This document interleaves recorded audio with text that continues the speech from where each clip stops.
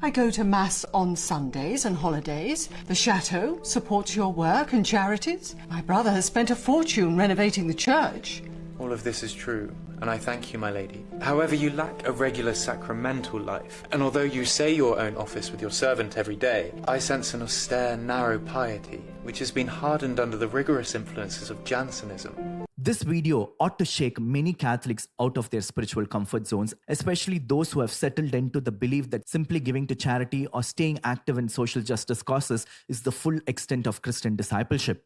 Don't get me wrong, charity is essential. Serving the poor, advocating for justice, and living out the corporal works of mercy are all non-negotiables, but they are just one part of the greater whole. As Catholics, we are fundamentally called to a threefold mission: to proclaim the gospel, to worship God through the sacraments, and to love and serve others. These aren't optional extras, they are deeply interwoven. You can't amputate one and still call it a fully Catholic life. But unfortunately, it is all too common in certain Catholic circles to hyper-focus on one of these pillars and act as though it's the entire faith. Some say evangelization is the sole mission: preach, preach, preach, and nothing else matters.